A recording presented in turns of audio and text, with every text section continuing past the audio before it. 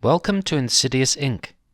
Tonight we're stepping into a place most people avoid after dark.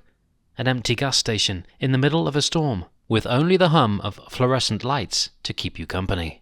Night shifts are supposed to be boring, quiet, routine, but when you're alone and surrounded by nothing but darkness and the occasional passing car, it's easy to feel like someone's watching. For one gas station worker, that feeling wasn't just in his head, and by the time he realized the truth, it was already too late.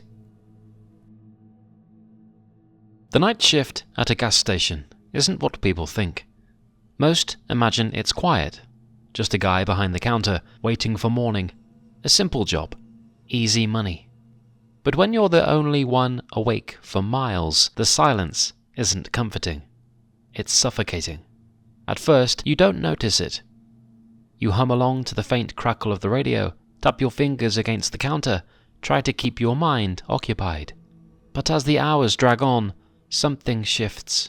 The buzzing overhead lights seem louder, their flickering almost rhythmic, like a pulse. The coolers hum with an unnatural drone, filling the emptiness with a sound that burrows into your ears.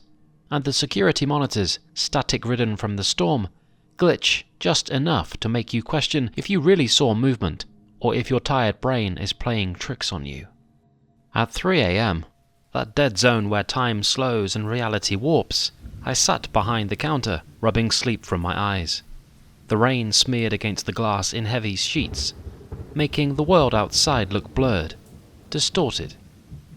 The roads were empty. No headlights, no late-night travelers stopping in for coffee. Just the endless downpour and the occasional rattle of wind against the station's flimsy exterior.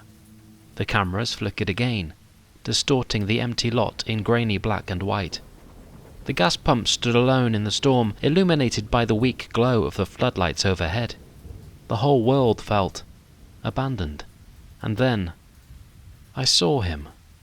A figure, barely visible through the rain, standing just beyond the reach of the station's lights. Not moving, not seeking shelter, just standing there, watching. He wasn't pumping gas, wasn't heading inside, just stood there. The rain poured down in relentless sheets, hammering against the pavement, forming shallow pools that rippled with every heavy drop. The wind howled through the empty lot, rattling the metal sign above the station, making the glass windows shudder in their frames. Yet through it all, he remained still. The rain soaked through his clothes, darkening the fabric until it clung to his frame. Water dripped from his hair, running in thin rivulets down his face. But he never reacted, never shivered, never flinched. But something about him felt wrong. I squinted through the window, trying to make out his face, but the storm distorted everything. The flashing rain, the flickering streetlights, the warped reflection in the glass. The security monitor crackled with static, the black and white image shifting and breaking apart. I tapped the screen, trying to clear the interference, but the picture barely improved. Just a dark figure, standing, motionless, watching. A prickle ran down my spine. My breath hitched, an unease settling deep in my gut. I glanced back up and my stomach dropped. He was closer. He didn't walk or run, but was closer. A second ago, he had been standing near pump number 4, a good 15 feet from the building. Now, he was at the edge of the overhang, just beyond the glow of the station lights. I hadn't looked away for more than a second. There was no way he moved that fast. No way. The automatic doors remained shut, locked for the night. The wind howled through the empty lot, rattling the metal trash cans near the entrance. My fingers hovered over the phone beneath the counter. Something wasn't right, and somehow I knew. He was only going to get closer. Our automatic doors locked at midnight.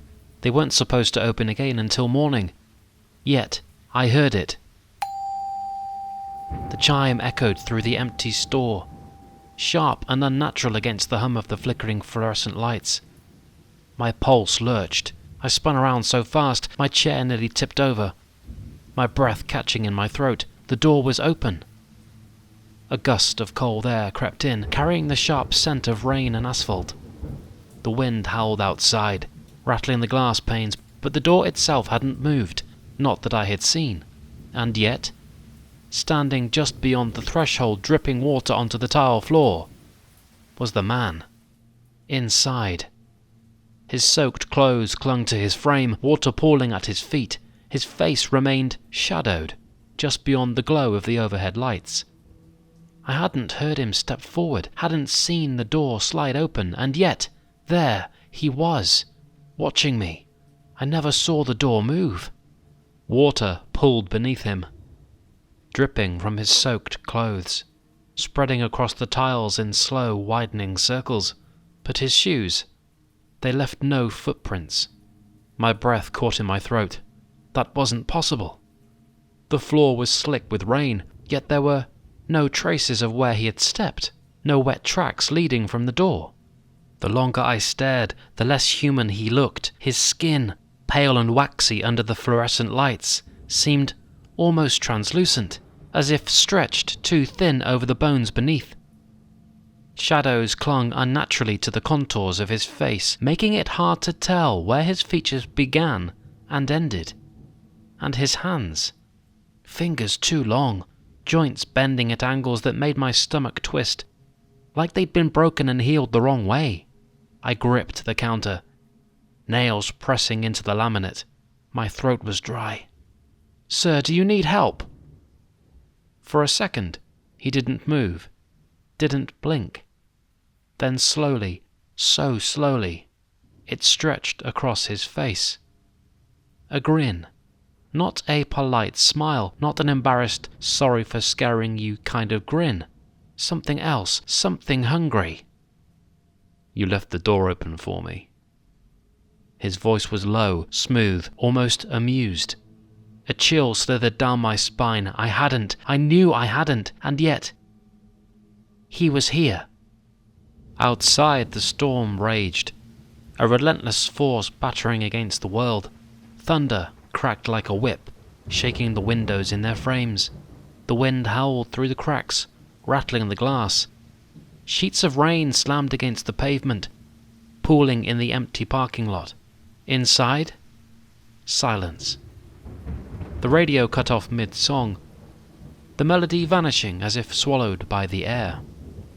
The hum of the coolers stuttered, then stopped completely. Even the fluorescent lights, which always buzzed faintly, were eerily silent. The only sound left was his breathing, slow and shallow, which was wrong. It wasn't normal breathing. It wasn't the tired, steady inhale of someone catching their breath. It was deliberate, ragged, as if he was savoring every second of the silence. I could feel it pressing against my skin, this strange, suffocating presence pressing into me. It was like icy fingers dragging down my spine, wrapping around my ribs, squeezing. Then, he took a step forward. I stepped back. He mirrored me, perfectly. My heartbeat pounded against my ribs, so loud I was sure he could hear it. My hand inched toward the phone, fingers trembling as they wrapped around the receiver, and then the lights went out. I don't remember running or even locking myself in the storage room. All I remember is the silence.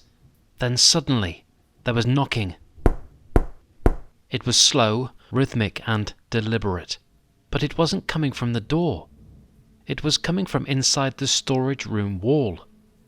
A chill ran down my spine as I pressed myself against the far side of the room, my breath coming in short, ragged gasps.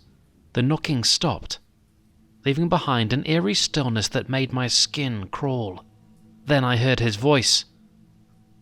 "You left the door open." It wasn't a question. It wasn't even a threat. It was a statement, a fact. My body froze. I clenched my jaw and shut my eyes tight, covering my ears, as if that could block him out. I stayed like that, shaking, afraid to move. And when I finally opened my eyes again, it was morning. The store was empty. The lights were back on. The radio played softly. The coolers hummed like normal.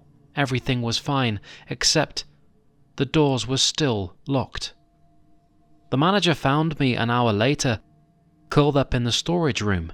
He chuckled, said I must have fallen asleep. Imagined it.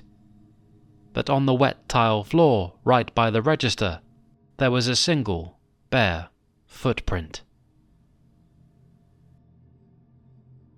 Some jobs are lonely, the kind that leaves you alone with your thoughts, trapped in the silence of empty spaces. Some jobs are terrifying, where the quiet isn't peaceful, it's suffocating, where every shadow feels like it's watching. And some, they let things in. If this story sent a chill down your spine, don't forget to like and subscribe for more terrifying true encounters. And if you've ever seen something on the night shift that you weren't supposed to, share your story in the comments below.